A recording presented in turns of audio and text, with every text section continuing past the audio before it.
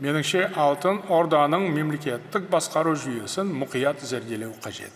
Жошы ұлысының дәуірлеп тұрған кездегі аумағы 6 миллион шаршы шақырымды алып жатты. Тіпті Рим империясының ең айбынды кезеңінде мұндай жер көлемі болмаған. Кейбір тарихшылардың пікірі бойынша алтын орданың дала Римі деп аталуы да осыдан. Бірақ алып империяның қуаты жерінің көлемінде емес, оның институционалдық негізі, яғни мемлекеттік басқару жүйесінің мықты болуында еді. Жошы ұрпақтары Хань немесе Габсбург династиялары секілді ғасырлар бойы, яғни 600 жылдан астам уақыт ұлы дала төсіндегі түрлі мемлекеттік құрылымдарға билік жүргізді. Бұл Жошы ханның ұрпақтары құрған мемлекет жүйесі тұрақты әрі өміршең болғанын көрсетеді. Соның арқасында әр түрлі этнос пен дін өкілдері тату-тәтті өмір сүрді. Алтын орда дәуірінде дала заңы мен ислам құқығының үйлесімді жүйесі қалыптасты. Ал қоғамдық тәртіп қағидатының бастауында түрік қағанатының құқықтық мәдениеті мен Шыңғыс ханның ұлы жасақ заңы тұрды. Заң үстемдік құрған, алып империяның әр түкпірінде адамның және оның мал мүлкінің қауіпсіздігі толық қамтамасыз етілді. Бұл қоғамдық тәртіп болды деген сөз. Бұдан бөлек, алтын орда заманында озық іс жүргізу жүйесінің болғаны туралы нақты тарихи деректер бар. Сондай-ақ Құрылтай институты дала демократиясының бірге үлгісі ретінде қызмет етті. Ұлыстың әлеуметтік құрылымы айқын әрі тұрақты болса да, қоғамда қатып қалған қағида емес, әділдік басты рөл атқарды. Әскерде және мемлекеттік аппаратта темірдей тәртіпке, мінсіз қызмет пен меритократия қағидасына ерекше назар аударылды.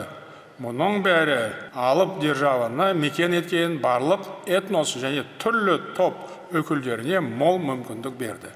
Осылайша, ұтымды ішкі және сыртқы саясаттың арқасында қоғамда тұрақтылық сақталды. Мемлекетте өсіп өркендеді. Алтын орда Мысыр мәмлүктерімен, Ватиканмен, Византиямен, Осман империясымен және Еуропа елдерімен тығыз дипломатиялық байланыс орнатты. Жалпы тарихта ұлы дүрбелең, яғни 14 ғасыр деген атпен қалған саяси дағдарыс кезінде де алтын орданың мемлекеттік басқару жүйесі сыр берген жоқ. Яғни тұрақтылығын сақтап қалды. Бұл жүйені кейін Евразия аймағындағы көптеген мемлекет басшылыққа алғаны баршаңызға мәлім. Үшінші өзекті мәселе алтын орданың экономикалық құрылымын жан-жақты зерттеген жөн. Баршамызға белгілі, ежелдегі Месопотамия, Мысыр, Қытай, Үндістан өркениеттері көп жағдайда өзен аңғарларын игеру арқылы қалыптасты. Ал ұлы дала мүлде басқа тарихи даму жолынан өтті. Осыдан 5000 жыл бұрын қазіргі Қазақстанның солтүстігінде орналасқан Ботай жерінде адам баласы ең алғаш рет жылқыны қолға үйретті. Бұл әлем тарихына түбегейлі жаңа сипат берген оқиға болды. Атқа міну мәдениетімен қатар дала өркениетінде стратегиялық ойлау қабілеті және мейлінше қолайлы өмір сүру салты пайда болды. Осылайша алтын орда Евразияның ұлан ғайыр даласындағы барлық негізгі көлік, сауда және гуманитарлық байланыстарды бақылауда ұстап, салт атты көшпенділер өркениетінің ең биік шыңына көтерілді. Бұл орайда көшпенділік пен отырықшылық салтының үлесін табуы алтын орданың тарих сахнасына жарқырай шығуының бірден бір себебі болды деуге толық негіз бар. Түптеп келгенде, алтын орда көшпенділер өмірін, қаладағы қол өнер мәдениеті мен сауда жолдарын өзара тығыз байланыста дамыту арқылы тұрақты ақша және салық жүйесі бар, экономикасы дамыған ел ретінде қалыптасты.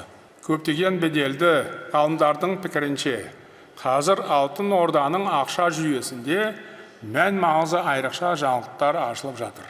Археологтар осы кезге дейін беймәлім болып келген ондаған тиын сарайын тапты. Мамандардың айтуынша, нағыз өрлеу кезеңінде Алтын Ордада шамамен 28 миллион күміс тиын соғылған. Қазіргі таңда мемлекеттік және жеке қордағы сол дәуірге тиесілі тиындардың жалпы саны 1 миллионға жетеді. Қазақстанның ұлттық валютасы теңге атауы ұлыстың даңқ сөзінен тамыр тартады. Денге сөзінің түбірі де осы ұғымнан тараған болуы мүмкін. Бұған жай ғана лингвистикалық сәйкестік ретінде қарауға болмайды. Бұл кең байтақ аймағымызда пайда болған ақша жүйесінің Алтын Орда заманында жасалғанын көрсететін нақты дәлел. Алтын Орда Ұлы Жібек жолының солтүстік тармағын түгел бақылауда ұстап, даланы қауіпсіз тасымал дәлізі ретінде дамытты. Жошы ұлысының аумағы арқылы жыл сайын мыңдаған тонна тауар өтіп жатты. Атап айтқанда, Қытайдан жібек, Үндістаннан дәмдеуіштер, Ресей жерінен тері өнімдері, Еуропадан таяу және орта шығыс елдерінен қолөнер бұйымдары тасымалданды. Алтын Орда сол кезеңдегі көптеген мемлекетке қарағанда өз дамуында стратегиялық ашықтық қағидатына берік болды. Бұл ұстаным қалалардың тұрпатынан да анық байқалды. Себебі ұлыс гүлденіп тұрған заманда қалаларды биік қамалмен қоршап, тұйықтау болған жоқ. Әр қала қарқынды сауда орталығы ретінде адамдардың еркін қозғалысына бейімделіп дамыды. Бұл тәжірибе дала мен қала арасында қақтығыстар толастамады деген аңыз әңгімелерді түбегейлі жоққа шығарады. Керісінше, осы байланыстар орта ғасырдағы ең оңтайлы мемлекеттілік үлгісінің негізін қалады. Алтын Орда дәуірінен қалған қалалардың материалдық мәдени мұралары соның айқын көрінісі. Ғалымдардың мәліметіне сәйкес, Алып империяның құрамында 100-ден астам шаһар болған. Алтын Орда дәуірінде қала тұрғындарының тұрмысын жақсарту үшін озық инженерлік тәсілдер қолданылды. Мұны түрлі археологиялық қазба жұмыстарынан анық байқауға болады. Құрметті ғалымдар және сарапшылар, баршаңызға белгілі, Қазақстан соңғы жылдары ауқымды саяси және экономикалық реформаларды жүзеге асырып жатыр. Мұның еліміз үшін аса маңызды және өте жауапты қадам екені сөзсіз. Сондықтан біз алдымызда тұрған міндетті жақсы түсінеміз. Сана өзгермей, қоғам да жаңғырмайды, мемлекет те өркендемейді. Бұл ақиқат. Соның ішінде тарихи сабақтастықты сақтау мәселесі аса өзекті. Онсыз ешқандай даму болмайтыны анық. Өткенге құрметпен қарамасақ, жарқын болашаққа қарай бет алу да қиын болмақ. Сол себепті біз озық ойлы ұлт ретінде тек қана алға қарай нық сеніммен қадам басамыз. Жалпы ұлттық референдумда қабылданған жаңа конституцияда мыңдаған жылдарға созылатын тарихы бар ұлы дала сабақтастығын сақтау қастерлі парыз екені нақты көрсетілді. Өйткені біз мемлекет ісінде мәңгілік ел идеясын ту еткен Алтын Орданың тікелей мұрагеріміз. Алтын Орда мұрасы ұшан теңіз. Біз осы алып рухани тарихи қазынаны 21 ғасырға бейімдеп, жаңғырту үшін жүйелі жұмыс жүргізіп келеміз. Менің бастамаммен Қазақстанда Жошы ұлысын зерделеу институты құрылды. Бұл осы тақырыпты терең зерттеумен айналысатын тұңғыш ғылыми мекеме. Қазіргі таңда әзірленіп жатқан Қазақстан тарихының академиялық жинағында алғаш рет Алтын Ордаға жеке том арналып отыр. Жошы ұлысының мол тарихи мәдени мұрасын жұрт жадында жаңғырту үшін фильмдер түсіріліп, кітаптар шығарылып жатыр.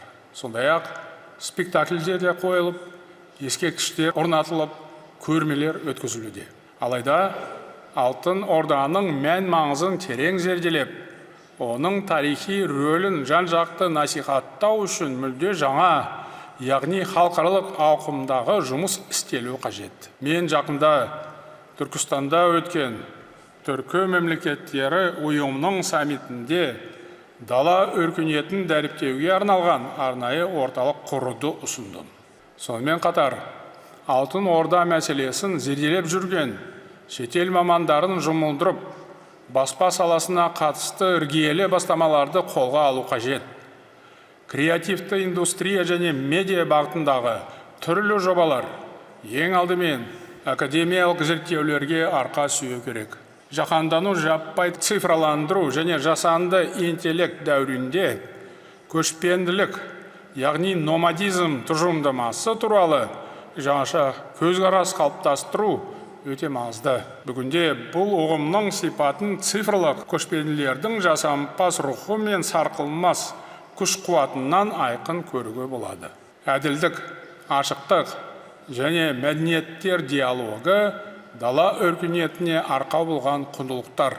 Осы мемлекеттілік дәстүрін жан-жақты зерттеу бүкіл орталық Евразияның ұзақ мерзімді дамуына ықпал етері сөзсіз. Қазір бұл аймақ жаңа сипаттағы қайта өрлеу, яғни ренессанс кезеңіне қадам басты деп айтуға болады. Біз әлемдегі маңызды геосаяси және өркениет орталығы ретінде өз тарихи миссиямызды қайта жаңғырта бастадық. Бұл үдерісте халықтарымыздың соның ішінде өскелең ұрпақтың теңдессіз рухы мен күш-қуаты шешуші рөл атқарады. Соның арқасында қазір біз алдымызда биік мақсаттар қойып, маңызды міндеттерді орындап келеміз. Сондықтан ата-бабадан қалған мол мұраны қазіргі заманның құндылықтарымен және озық технологиямен ұштастыру маңызды. Тарихты зерттеу дегеніміз өткенмен өмір сүру, немесе көнені көксеу емес. Ескіліктің шырмауында қалу, надандық пен қараңғылыққа апаратын жол. Түп тамырымызды толыққанды танып білу арқылы ұлт дамуының көкжиегін кеңейте түсу қажет. Біз осы қағиданы терең түсіне отырып, жаңа ата заңда мәдени мұраларымызды сақтауға, білім мен ғылымды, инновацияны дамытуға айрықша басымдық бердік. Бұл маңызды жұмысты бастап та кеттік. Мен бір апта бұрын жасанды интеллектіні орта білім беру жүйесіне енгізу туралы арнайы жарлыққа қол қойдым. Баршаңызға белгілі, қазіргі заманауи технология өмірдің барлық саласына түбегейлі еніп, ауқымды өзгерістерге жол ашып жатыр. Бұл үрдіс адамзат болашағына тікелей ықпал етері анық. Бір сөзбен, озық технология күн сайын аса жоғары қарқынмен дамыды. Бұл 21 ғасырдың ақиқаты. Біз мұны жақсы түсінеміз. Сондықтан заман талабына тез бейімделе алатын зерделі ұрпақ тәрбиелеуге баса мән беріп отырмыз. Бұл бағытта көптеген бастаманы қолға алып жатырмыз.